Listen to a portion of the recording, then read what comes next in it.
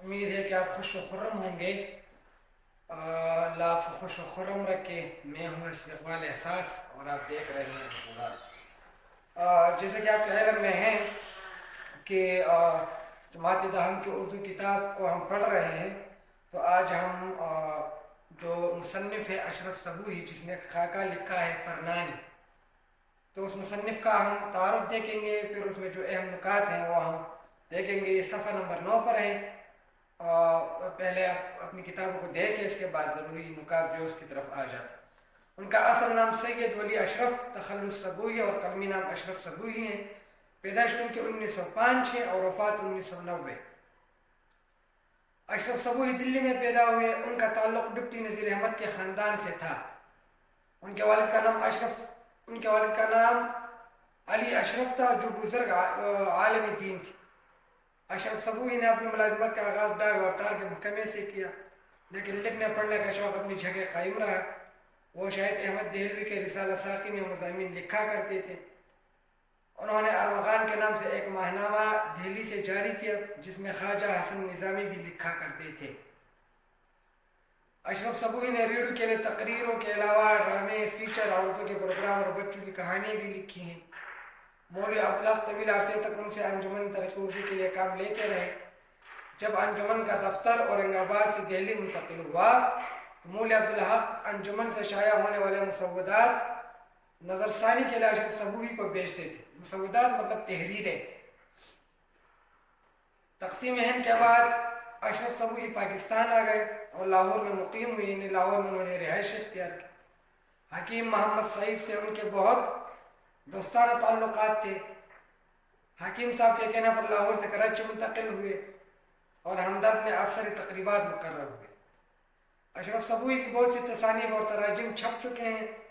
اشرف صبوحی نے اپنے پیچھے علم ادب کا ایسا خزانہ چھوڑا ہے جس سے آنے والی نسلیں ہمیشہ مستفید ہوتی رہیں گی، یعنی آنے والی نسلیں اس سے فائدہ اٹھائیں گی۔ اب یہ ان کا تعارف تھا، نیچے ان کی تصانیف جو ہے وہ دی گئی ہیں، لیکن اس میں وہ کون سی ضروری چیزیں ہیں کہ جن کے حوالے سے پوچھا جا سکتا ہے یا جو ہمارے لیے ضروری ہیں کہ وہ چیزیں ہم سمجھیں اور اپنے ذہن میں رکھیں۔ تو اب ہم آ جاتے ہیں بورڈ کی طرف۔ موضوع ہے تعارف مصنف کا نام ہے اشرف صبوحی، جماعت دہم ہے، صفحہ 9۔ اچھا، اہم نکات میں سے کون سے ہیں کہ پیدائش اور وفات، یعنی یہ پوچھا جا سکتا ہے کہ اشرف صبوحی کی پیدائش لکھے یا وفات لکھے، یا یہ بھی پوچھا جا سکتا ہے کہ وہ کون سے مصنف ہے جو کہ 1905 کو پیدا ہوئے آپ کی کتاب میں، تو یہ آپ کو یاد رکھنا چاہیے۔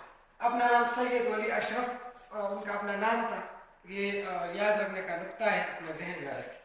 تخلص صبوحی، قلمی نام اشرف صبوحی، جائے پیدائش دلی، والد کا نام علی اشرف۔ یعنی اگر آپ کو یہ بتا دیا جائے کہ آپ اشرف صبوحی پر نوٹ لکھیں تو یہ وہ ابتدائی چیزیں ہیں جو کہ آپ کے ذہن میں ہونی چاہیے، اور یہ آپ کے کام ہے، یہ ابتدائی نکات ہیں اور اہم نکات ہیں، یعنی پیدائش، اس کی جائے پیدائش، تخلص، قلمی نام، والد کا نام اور وفات، یہ وہ چیزیں ہیں کہ جو آپ کے ذہن میں ہونی چاہیے، اس سے آپ کو نوٹ لکھنے میں کافی مدد ملے گی۔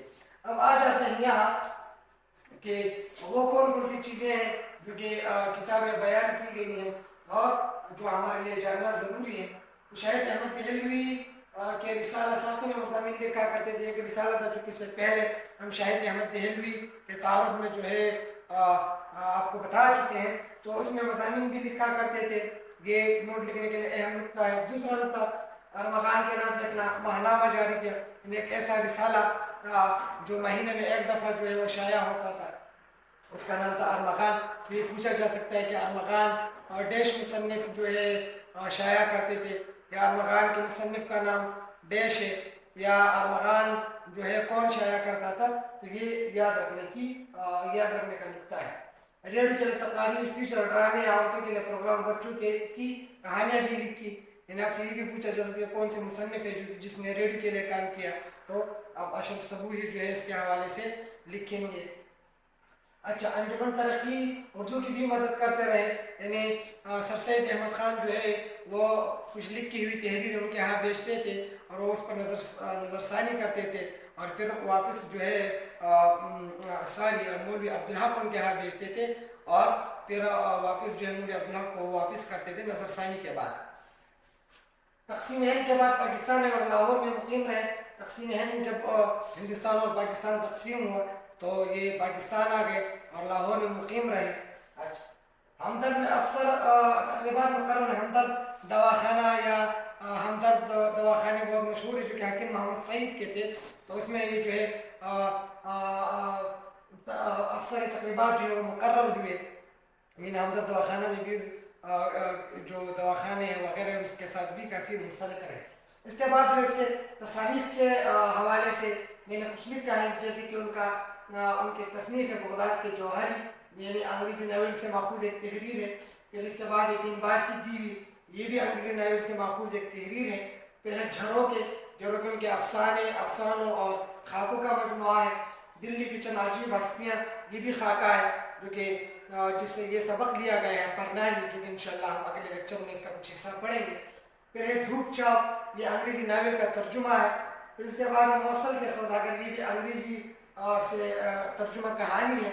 फिर है नंगी धरती, ये भी अंग्रेज़ी नावल का तर्जुमा है। और फिर आगे है गुबार कारवा, ये खाकों का मजमुआ है।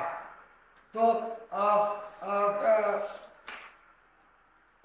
ये जो ज़रूरी नुकात थे जो कि आपके काम आ सकते हैं या जिसके हवाले से पूछा जा सकता है, तो ये वो नुकात है जो कि आपके काम आएंगे, जिसको आप समझें और अपने जहन में रखें। इंशाअल्लाह ताला कल हम परनानी के हवाले से पढ़ेंगे। परनानी भी एक खाका है जो कि अशरफ समूही ने लिखा है और दिल्ली की चंद अजीब हस्तियाँ से लिया गया है, तो इस हवाले से इंशाअल्लाह कल हम पढ़ेंगे। अगर कहीं मुश्किलात हो तो आप कमेंट्स में पूछ सकते हैं। अल्लाह आपको खुश व खरम रखे। अल्लाह हाफ़िज़।